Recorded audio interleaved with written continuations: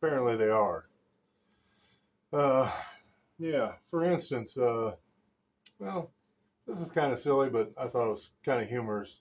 Um, George Carlin asked actually, and you can decide whether it was a stupid question or not. Obviously, George Carlin was a comedian, so he made his living maybe asking stupid questions. If one synchronized swimmer drowns, do the rest drown too? Think about that. Hmm. Is Ethel Merman going down?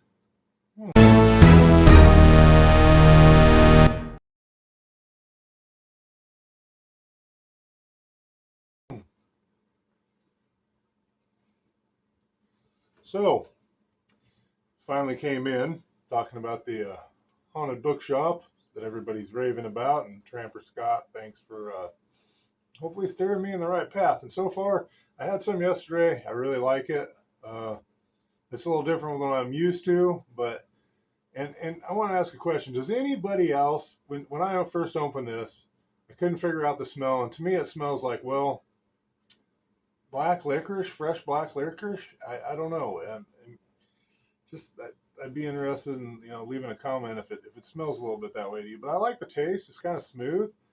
I didn't find it harsh at all, I guess. And I've been enjoying smoking it. I'm also enjoying smoking it in, well, my uh, just a second, dropped my lighter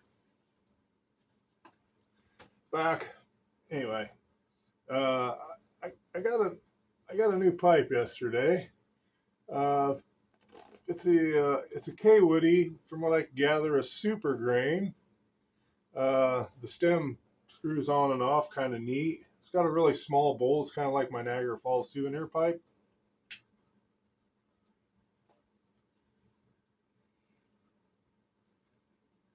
It was pretty clean when I got it, so I don't have a lot of.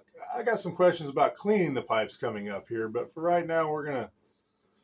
I'd like to know if anybody knows about this pipe.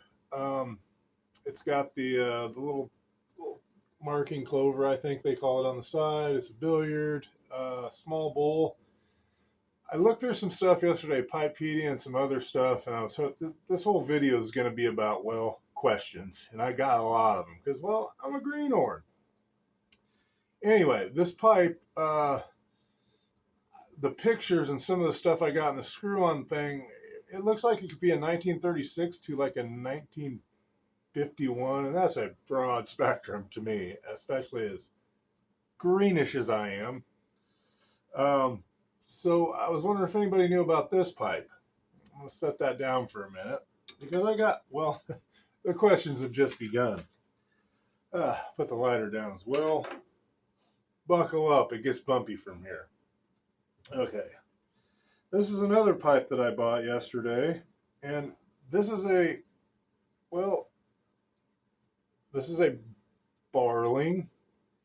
Uh, it's a 4229, I believe.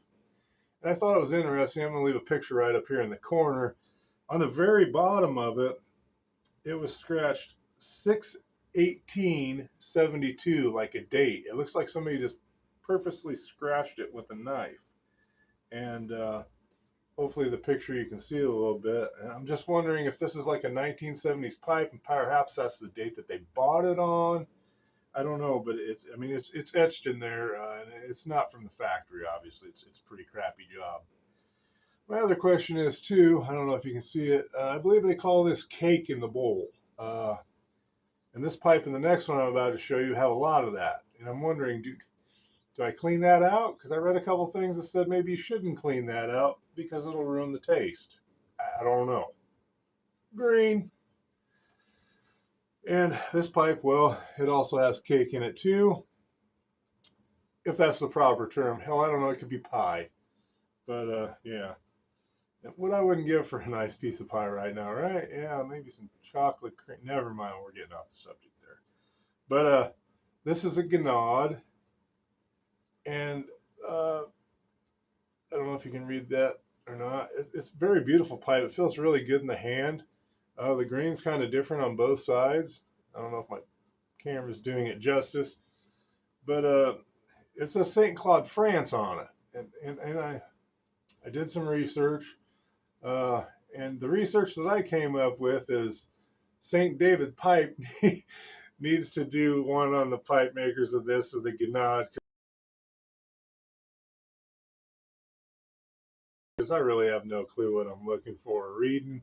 And please, uh, and maybe he's already got one he's working on for one of these. I don't know, and I don't know if they're even worth working on one for one of these. Maybe they're not that, maybe they're not that sought after. But the Gnad is from Saint Cloud, France, as I've said, and it from what I see, the Gnaz really became a pipe in the 1970s under that name. 1970 to be exact, I think. And like I said, once again, Greenhorn, help me out here. I'm very interested in the Gnad and the Barling just for the fact that they're really comfortable. They're super, super light. I'm dying to smoke them. I just want to know about cleaning the bowl, the proper way to do it, and if I should do it. And then I'd like to know from some of you guys, say maybe like a Hound Dog or someone like that I've seen do some polishing on pipes and stuff. How do I get them a little shinier? So those are my basic questions for today. And yeah. Anyway, and I'd really still like some information on the K Woody too. I thought it was kind of interesting. It's kind of a cool little pipe. And speaking of, I think I'm gonna have another drag of that in the.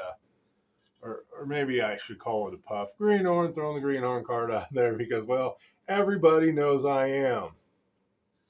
Yeah, so do a little of this. I've seen guys do this, and I'm not always sure why.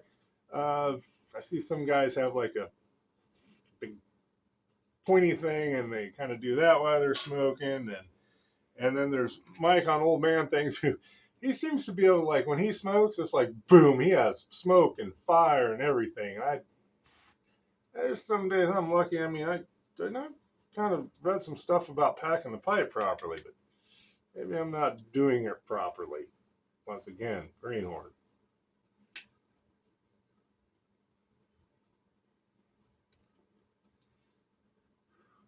And no, as everybody probably read some of my comment to St. David's Pipes, I am not a lifestyle, so I'm a hobbyist. Sometimes smoking too much really affects my glucose and my blood sugar, and that's not a good thing.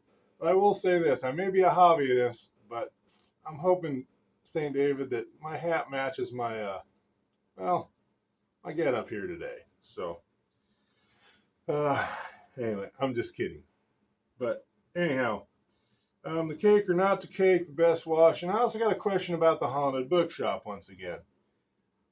When you get a tin of tobacco or a pouch of tobacco, whatever you get, how quickly should you jar it if you don't smoke like some of you guys do?